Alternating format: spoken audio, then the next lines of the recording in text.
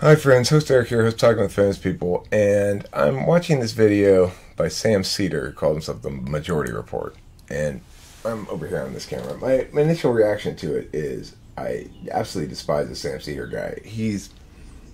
First of all, let me just play this quote I'm going to start it with Jordan Peterson quote here that he's referring to, and he's talking about how Jordan Peterson's so crazy, but what he's really saying is pretty straightforward. And there's nothing crazy about it at all. Encapsulation of sexual behavior within a fairly traditional structured marriage, right? But you're seeing sexual taboos.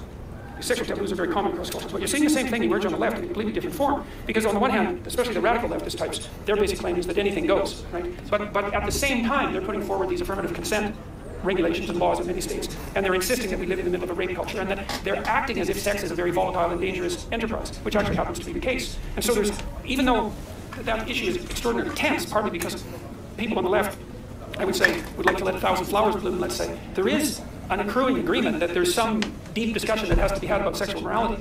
And that's a place where, despite the differences, that some sort of bipartisan discussion might occur. It's like, obviously, people are very upset about the manner in which sexual activity is occurring especially among young people. They're upset on the left and they're upset on the right.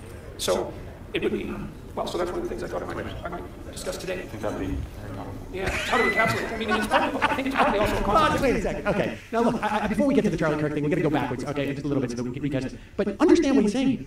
He is saying that there is a sexual taboo on the left, which he calls rape. He perceives rape as a sexual taboo. Okay. What Jordan Peterson said is that both the left and the right are concerned about aspects of sexual conduct. That the left is concerned about what they call rape culture and insisting on things like affirmative consent laws. Jordan Peterson opposes affirmative consent laws. That doesn't mean he favors rape. The fact that rape is a social taboo is true. Okay? So is murder. It doesn't mean that Jordan Peterson doesn't oppose rape. It doesn't mean that he thinks that it's a matter of opinion as to whether or not rape is bad. He's saying that both people like Sam Seder here, who's not very intelligent and who doesn't understand how to be objective about things, and people like his equivalent on the right, maybe, I don't know, Ann Coulter or something, who's not very intelligent, doesn't seem to understand things very well, that they can find common ground in the fact that they both care about these issues. There's no further meaning to be made out of it, Sam Seder. He's not being pro-rape in opposing this fixation on rape culture that the left sometimes seems to display. Now, I'm not saying that there aren't douchebags in the world who engage in something like rape culture. I think that there are places where youth manifest very unhealthfully, and that sort of thing can emerge. But your critique of Jordan Peterson is absolutely unfounded here, Sam Seder, and you are a despicable human being, frankly. As if it is part of a sexual morality, as opposed to seeing rape as simply a violent act that happens to involve sexual organs. I mean, it is morality and it is immoral to rape people. Right, but it's not sexual morality. It is not a sexual taboo to not rape somebody. Like Victorian pride. It is not a taboo about hands, that you shouldn't use them to strangle. But, okay, so this is a textbook straw man. Jordan Peterson wasn't saying rape is a sexual taboo. He was saying that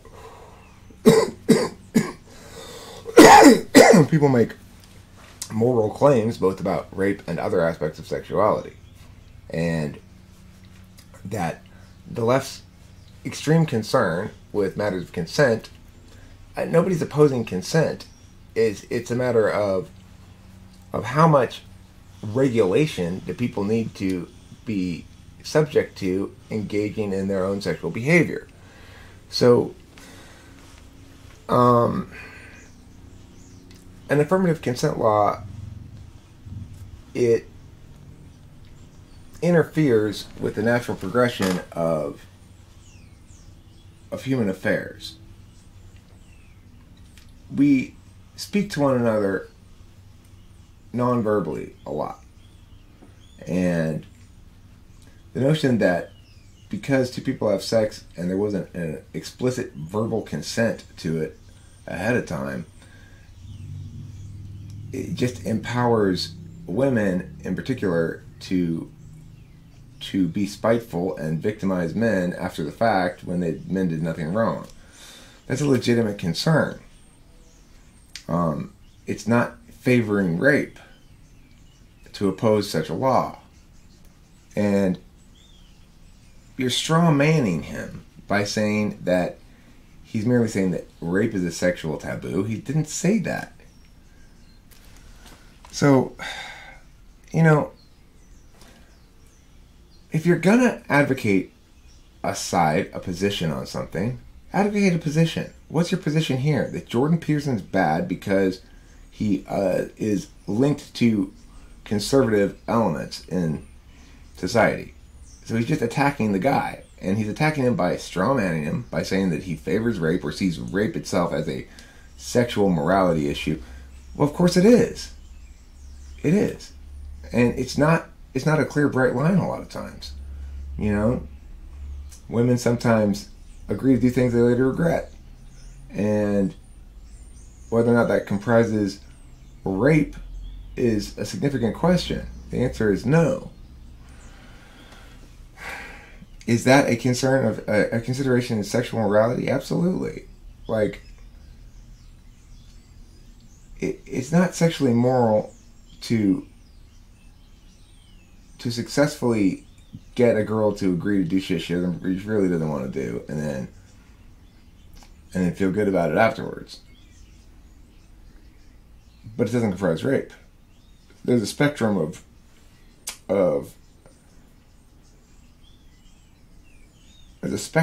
enthusiastic